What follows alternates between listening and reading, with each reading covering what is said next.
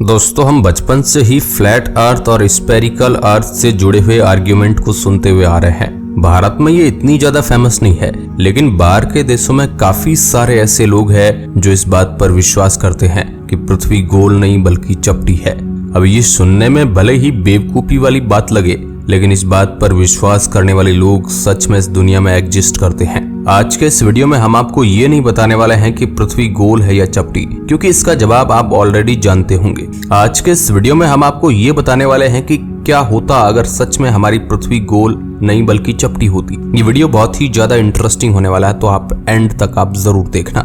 मैं हूँ आपका दोस्त सुरेश संचोरी और आप देख रहे हैं रहस्य टेलीविजन यूट्यूब चैनल। दोस्तों, हजारों साल पहले इंसान ये मानते थे कि हमारी पृथ्वी गोल नहीं बल्कि ये एक सपाट लैंड है।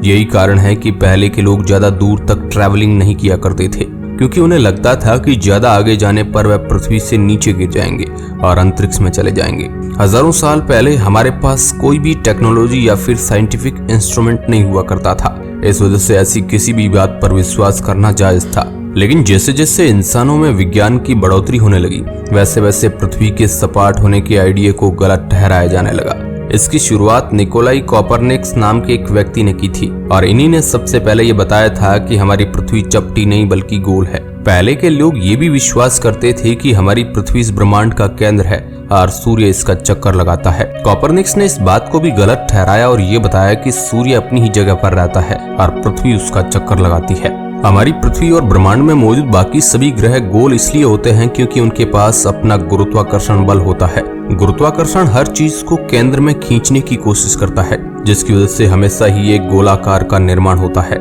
यही कारण है कि ब्रह्मांड में मौजूद ज्यादातर चीजें गोल शेप की ही होती है, फिर चाहे वह कोई ग्रह हो, कोई चांद हो या फिर कोई तारा। जो लोग इस बात पर विश्वास करते हैं कि धरती सपाट है, वह ये कहते हैं कि ब्रह्मांड में गुरुत्वाकर्षण बल जैसी कोई भी चीज होती ही नहीं है। उनके मुताबिक हमारी पृथ्वी चपटी है और अंतरिक्ष में बहुत तेज रफ्तार से आगे बढ़ रही है, जिस वजह से हमें एक मिस्टीरियस एक्लेरेशन फील होता है। इसी एक्लेरेशन को हम गुरुत्वाकर्षण कहते हैं। मजे की बात यह है कि अल्बर्ट आइंस्टीन ने गुरुत्वाकर्षण को एक एक्सेलरेशन बताते हुए ही एक्सप्लेन किया था।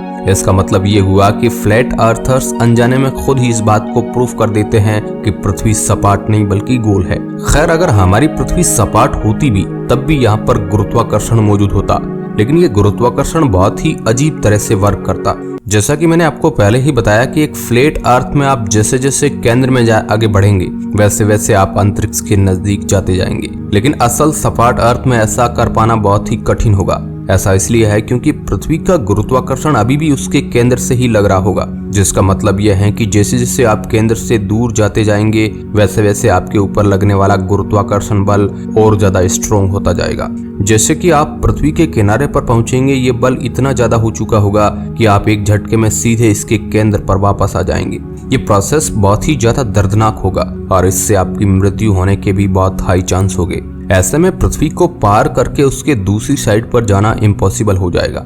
सिर्फ इतना ही नहीं, सपाट होने की वजह से अब हमारी पृथ्वी पर सीधे पेड़ नहीं बल्कि टेढ़े मेढ़े पेड़ उगा करेंगे। इसका भी कारण केंद्र से लगने वाली ग्रेविटी है, जो पेड़ों को अपनी तरफ खींचेगी और उन्हें टेढ़ा कर देगी। ये भले ही बहुत ज्यादा विचित्र हो, लेकिन पृथ्वी पर ऐसा नजारा देखना बहुत ही मजेदार होगा। हमारी पृथ्वी का एक बहुत बड़ा हिस्सा समुद्रों में ढका हुआ है।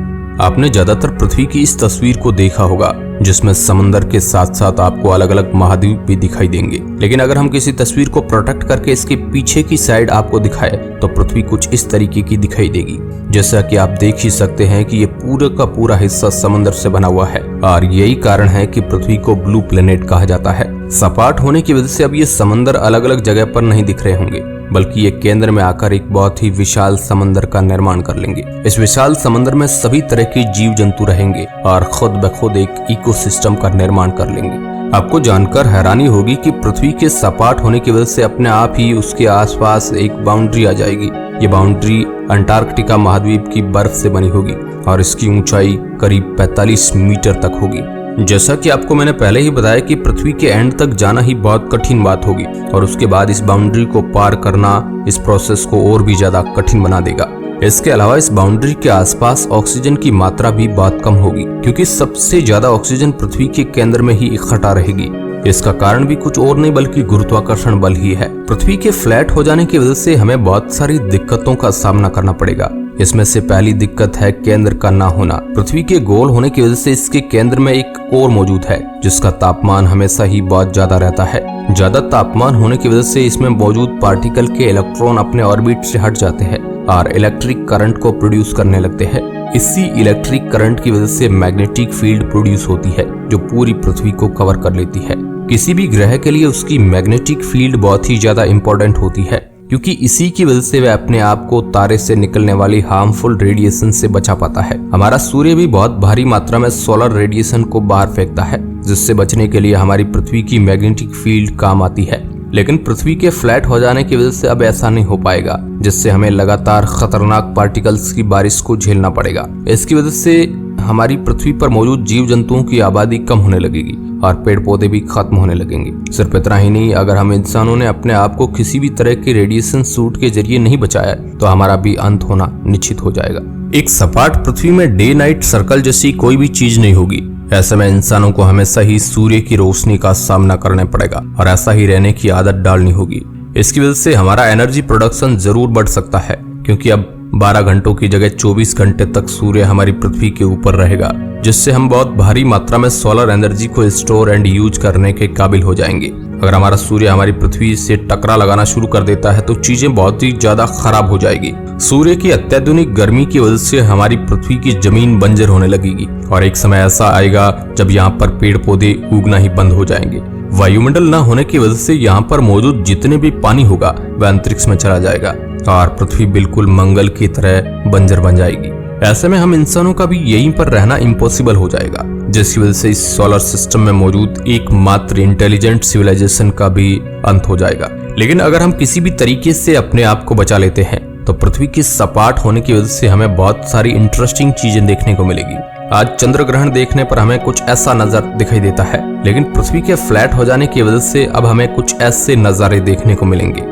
ये बहुत ही ज्यादा विचित्र होगा और पृथ्वी से देखने पर ऐसा लगेगा जैसे मानो चांद को किसी ने 2 हिस्सों में काट दिया हो। वैज्ञानिक ने ब्रह्मांड में ऐसी किसी भी चीज को पहले कभी नहीं देखा है।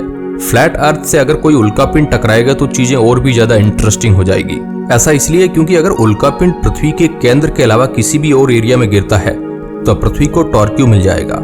आपकी जानकारी के लिए बता दूं कि आसान भाषा में टॉर्क्यू का मतलब होता है एक ऐसा फोर्स जिससे कोई भी चीज घूमनी शुरू हो जाए। ऐसे में हमारी पृथ्वी भी घूमना शुरू कर दे जिससे बहुत आसानी से इंसानों का खात्मा हो जाएगा। ऐसा भी हो सकता है कि उल्कापिंड टकराने की वजह से हमारी पृथ्वी बिल्कुल एक बिस्किट की तरह बीच से टूट जाए।